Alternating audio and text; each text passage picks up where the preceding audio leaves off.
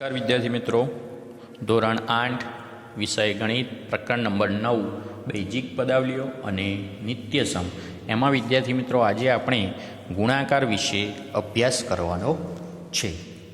તો એક પદીનો એક પદી સાથેનો ગુણાકાર. તો અહીંયા વિદ્યાર્થી મિત્રો x અને 3y નો આપણે ગુણાકાર કરવો છે. તો સૌ પ્રથમ x ગુણ્યા 3y. હવે વિદ્યાર્થી મિત્રો આપણે એના અવયવ પાડીએ તો xનો અવયવ x, 3yના અવયવ શું પડશે વિદ્યાર્થી મિત્રો? 3 ગુણ્યા y. હવે અચળ પદ છે વિદ્યાર્થી મિત્રો, આગળ લખીએ તો 3 ગુણ્યા x ગુણ્યા y. તો શું થશે વિદ્યાર્થી મિત્રો? 3xy એ આપણો એનો શું થયો વિદ્યાર્થી મિત્રો? ગુણાકાર થયો. બીજો કોઈ દાખલો લઈએ વિદ્યાર્થી મિત્રો, તો 5x ગુણ્યા -3y એનો આપણે ગુણાકાર કરવો છે. તો સૌ પ્રથમ 5xના આપણે ગુણાકારના અવયવ પાડીએ અને અહીંયા માઇનસ એટલે કે 3yના -3yના આપણે અવયવ પાડીએ. હવે વિદ્યાર્થી મિત્રો અચળ પદ આપણે આગળ લઈ લઈશું અને ચલ પદ પાછળ લઈ જઈએ. તો 5 તરી 15 પણ કેવા? -xy. તો આ એમનો એક પદી સાથેનો વિદ્યાર્થી મિત્રો શું થયો? ગુણાકાર થયો એમ કહી શકાય. ત્રીજું ઉદાહરણ એવું જોઈએ વિદ્યાર્થી મિત્રો, તો 5x ગુણ્યા -4xyz.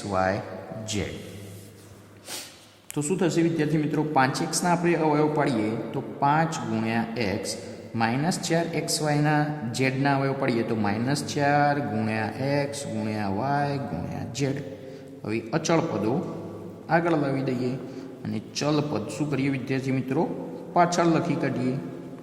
તો શું થશે? 5 ચોક 20 પણ કેવા? માઇનસ x ગુણ્યા x, તો અહીંયા થશે x2 y અને z.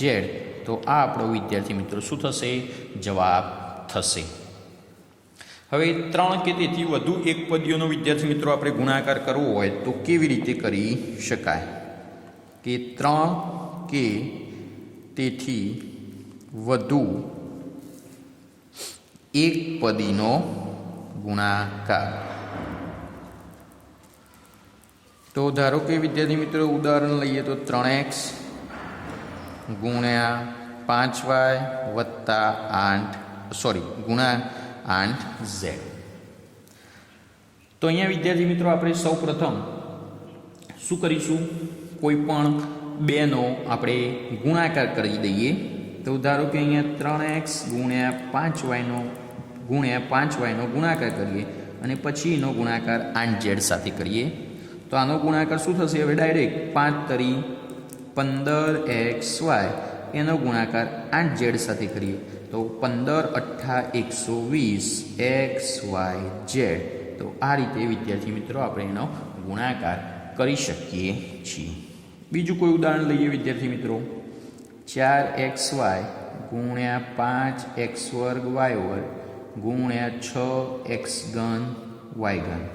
તો સૌ પ્રથમ આપણે કોઈ પણ બે પદાવલીનો શું કરી દઈએ? ગુણાકાર કરીએ અને ત્રીજી પદાવલી મૂકી દઈએ એમ નામ. અને ચલો તો 4 × 5 = 20. આ x ને આ x2 એટલે x3 y1 અહીંયા 2 એટલે y3 6x3y3. તો અહીંયા પણ વિદ્યાર્થી મિત્રો શું થશે? 20 × 6 = 120. અહીંયા x3 અહીંયા પણ xની શું છે? 3 એટલે x6 અને y ની પણ કેટલી થશે? 3 ને 3 6 થાય છે. તો આ રીતે વિદ્યાર્થી મિત્રો આપણે એનો ગુણાકાર કરી શકીએ છીએ. જો આ જ દાખલાને હવે આપણે બીજી રીતે વિદ્યાર્થી મિત્રો કરવો હોય તો કેવી રીતે કરી શકાય? તો દરેકના સહગુણકો વિદ્યાર્થી મિત્રો આપણે શું કરવાના? દરેક સહગુણકોનો ગુણાકાર કરવાનો અને દરેક ચલનો આપણે શું કરવાનો? ગુણાકાર. તો જોઈએ તો કેવી રીતે થાય. તો આપણી પાસે વિદ્યાર્થી મિત્રો આવી રકમ હતી 4xy ગુણ્યા 5x2y² ગુણ્યા 6x3y3. તો સૌ પ્રથમ દરેક સહગુણકોનો આપણે શું કરી દઈએ વિદ્યાર્થી મિત્રો? ગુણાકાર કરી દઈએ અને દરેક ચલ પદનો આપણે શું કરી દઈએ વિદ્યાર્થી મિત્રો? ગુણાકાર કરીએ. તો અહીંયા એક્સવાળા પદોનો ગુણાકાર કરીએ તો અહીંયા એક્સ છે વિદ્યાર્થી મિત્રો, અહીંયા બીજા પદમાં એક્સ વર્ગ અને ત્રીજા પદમાં એક્સ ઘન, અને પછી વાયવાળા પદો સજાતીય પદોનો ગુણાકાર કરી દઈએ તો વાય ઘન. તો 4 પંચા 20 6 120 ગુણ્યા એક્સની કેટલી થશે ઘાત, અહીંયા 1 છે, તો જો આધાર સરખા હોય તો ઘાતાંકોનો ગુણાકાર કરવો. તો 3 ને 2 5 ને 1 6, તો એક્સની 6 ઘાત. એવી જ રીતે વાયની પણ 3 ને 2 5 ને 1 6 ઘાત. તો આ રીતે વિદ્યાર્થી મિત્રો આપણને જવાબ એના એ જ 120 એક્સની 6 ઘાત અને વાયની 6 ઘાત મળે છે. તો આપણને ડાયરેક્ટ એકદમ ઇઝી રીત પડશે. જો વિદ્યાર્થી મિત્રો લંબચોરસ માટે લંબાઈ અને પહોળાઈના આપણને માપ આપેલા હોય તો તે પરથી આપણે એનું લંબચોરસનું ક્ષેત્રફળ શોધી શકીએ છીએ. તો આપણને ખબર છે વિદ્યાર્થી મિત્રો લંબચોરસનું ક્ષેત્રફળ શોધવાનું સૂત્ર લંબાઈ અને પહોળાઈનો વિદ્યાર્થી મિત્રો શું કરવાનો, ગુણાકાર. તો દાખલો પહેલામાં જોઈએ તો વિદ્યાર્થી મિત્રો એનું ક્ષેત્રફળ શું થશે, તો લંબાઈ 3x પહોળાઈ 5y, તો બંનેનો આપણે શું કરવું પડે, ગુણાકાર. તો 3x ગુણ્યા 5y, તો સહગુણકોનો ગુણાકાર કરીએ તો 3 પંચા 15, x અને yનો ગુણાકાર કરીએ તો શું થશે વિદ્યાર્થી મિત્રો, xy. એવી જ રીતે અહીંયા 9y અને 4y સ્ક્વેરનો આપણે ગુણાકાર કરીશું એટલે એનું ક્ષેત્રફળ મળશે તો 9 ચોક 36. આ yની 1 ઘાત, અહીંયા yની 2 ઘાત, એટલે શું થશે વિદ્યાર્થી મિત્રો, yની 3 ઘાત. એવી જ રીતે આ બંને 4ab ગુણ્યા 5bc, તો સહગુણકોનો ગુણાકાર કરીએ તો 20. અહીંયા a તો અહીંયા સજાતીય પદ નથી એટલે a, b તો અહીંયા b છે તો b કેટલી વખત આવે, 2 વખત, તો b સ્ક્વેર, અને c એમના એમ. તો આ રીતે એનું ક્ષેત્રફળ શોધી શકાય.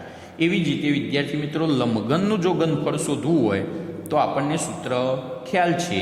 કેવી રીતે શોધી શકાય ભાઈ, તો લંબઘનનું ઘનફળ બરાબર લંબાઈ ગુણ્યા પહોળાઈ ગુણ્યા ઊંચાઈ. તો હવે લંબઘનનું આપણે ઘનફળ જોઈએ.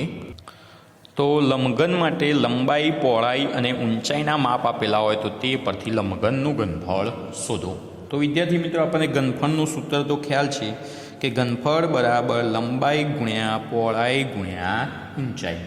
તો પહેલો દાખલામાં લંબાઈ 2ax, પહોળાઈ 3by અને ઊંચાઈ 5cz છે.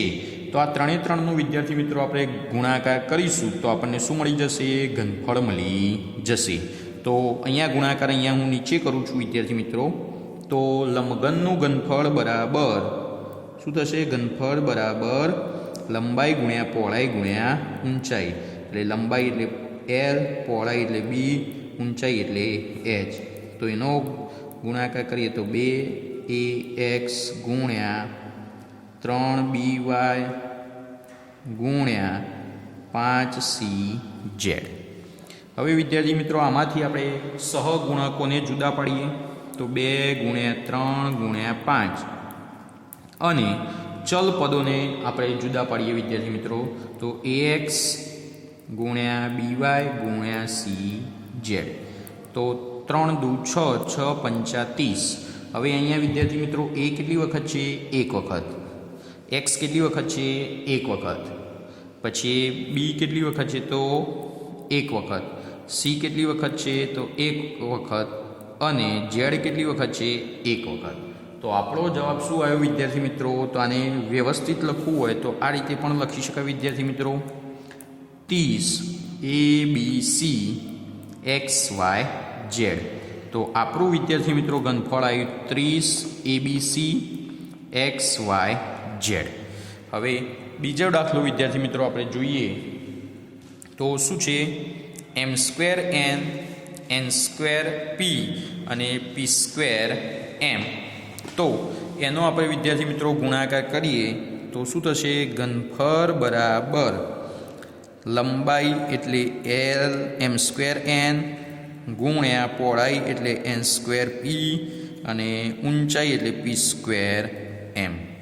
તો અહીંયા વિદ્યાર્થી મિત્રો આપણે શું કરીશું, સજાતીય પદોનો ગુણાકાર કરીએ તો m². તો અહીંયા m છે વિદ્યાર્થી મિત્રો,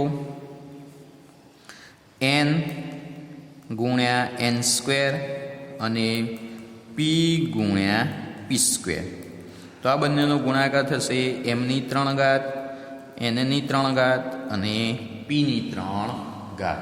તો વિદ્યાર્થી મિત્રો આપણો શું આવ્યો વિદ્યાર્થી મિત્રો? ગુણાકાર એમની 3 ગુણ્યા એનની 3 ગુણ્યા પીની 3. તો એને આ રીતે પણ લખી શકાય. તો આપણું ઘનફળ વિદ્યાર્થી મિત્રો એટલું આવ્યું. તો અહીંયા આપણે એ ઘનફળ લખી દઈએ. તો આ રીતે વિદ્યાર્થી મિત્રો આપણે એનું ઘનફળ શોધી શકાય. હવે સ્વાધ્યાય 9.2 એ આપણે અગાઉના વિડીયોમાં જોઈશું. અસ્તુ.